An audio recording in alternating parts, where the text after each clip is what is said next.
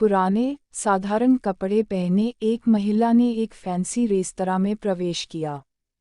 सभी ग्राहक जो पहले से वहां बैठे थे उसे तिरस्कार भरी दृष्टि से देखते हैं। वह महिला फटी पुरानी ड्रेस पहने हुए थी और देखने में गरीब लग रही थी। पुराने, साधारण कपड़े पहने एक महिला ने एक फैंसी रेस्तरां में प्रवेश किया। सभी ग्राहक जो पहले से वहां बैठे थे उसे तिरस्कार भरी दृष्टि से देखते हैं। वह महिला फटी पुरानी ड्रेस पहने हुए थी और देखने में गरीब लग रही थी।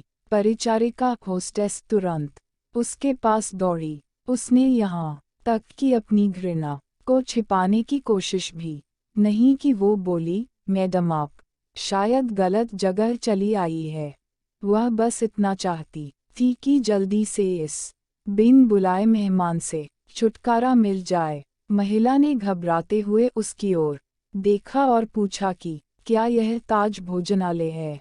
डाइनिंग हॉल में मौजूद लोग कानाफूसी करने लगे और उनमें से कुछ ठहाके लगाने लगे। परिचारिका ने दयनीय दृष्टि से महिला की ओर देखा और बोली, आप सही कह रही हो, यह है तो, पर आप क्या हो मैडम? तुरंत व्यवस्थापक को बुलाओ। असंतुष्ट ग्राहकों में से एक चिल्लाया। मैंने यहाँ पहले से एक टेबल इसलिए नहीं बुक करवाई है कि कोई भिखारी मुझे खाते हुए देखे। महिला ने अपना सिर नीचे कर लिया और धीरे से बोली, मैं तुम्हारा ज़्यादा समय नहीं लूंगी बेटा। मेरा केवल एक अनुरोध है कि आप इस तरफ आइए। परिचारिका ने अनिच्छा से बुजुर्ग महिला को अंदर आमंत्रित किया। वो बस किसी तरह उसे बाकी ग्राहकों की नज़रों से दूर ले जाना चाहती थी। अगर मैं तुम्हारी जगह होती तो मैं सिक्योरिटी को बुलाकर उसे बाहर का रास्ता दिखाती। आपने देखा कि कैसे उससे बदबू आ रही है। वह एक बुरा सपना है। ये सब बोलकर वहां बैठे लोगों ने अपनी भावनाओं को बिल्कुल छुपाया नहीं। महिला मिठाइयों के शोकेस में गई और काफी देर तक उसे देखती रही। वेटर उसे देखकर हंस रहे हैं। वे कह रहे थे, अगर वह यहाँ मुफ्त में खाने की उम्मीद करती है तो उसे कुछ नहीं मिलने वाला है। ऐसा लगता था कि महिला ने उनकी बातों पर ध्यान नहीं दिया।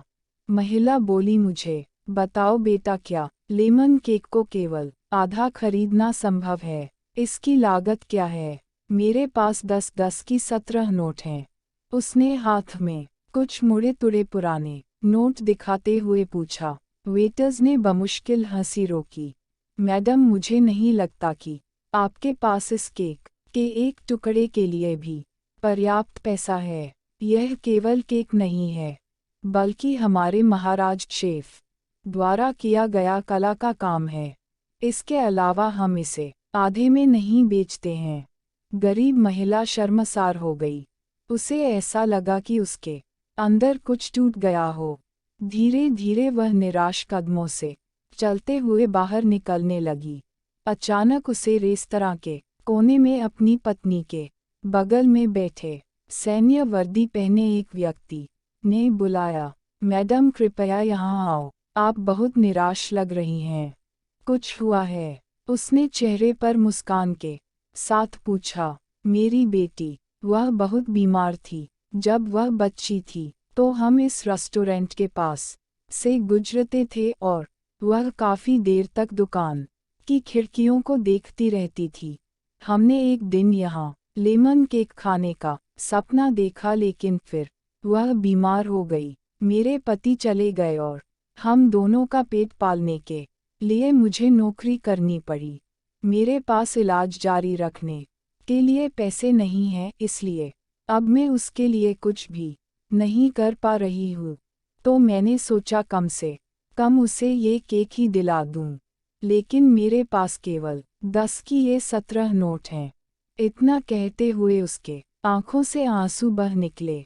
बिना किसी हिचकिचाहट के उस फौजी ने वेटर को बुलाया और उसे अपने खर्च पर महिला के लिए एक पूरा लेमन केक पैक करने को कहा। उन्होंने महिला से कहा, आज 17 साल हो गए हैं जब हमने अपने बेटे लक्ष्य को खोया था। एक कार दुर्घटना में उसकी मृत्यु हो गई थी।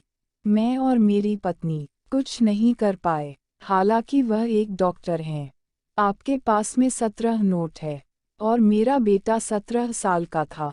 ये ऊपर वाले का इशारा नहीं है तो क्या है? फौजी की पत्नी ने गरीब महिला को अपना बिजनेस कार्ड दिया और बेटी के इलाज में मदद करने का वादा किया। जब वेटर महिला के लिए लेमन केक लेकर आया तो महिला के चेहरे पर एक कृतज्ञ मुस्कान आ गई। उसने फौजी और उसकी पत्नी को धन्यवाद दिया और वहां से चली गई। इस घटना के बाद रेस्टोरेंट में सब खामोश थे। सभी को उस फौजी ने एहसास दिया था कि पैसों से भले ही वो महिला गरीब थी, लेकिन वहां बैठे सभी लोग विचारों से और दिल के गरीब थे, सिवा उस फौजी दंपति के। अब वहां किसी को भी हंसने का मन नहीं कर रहा था।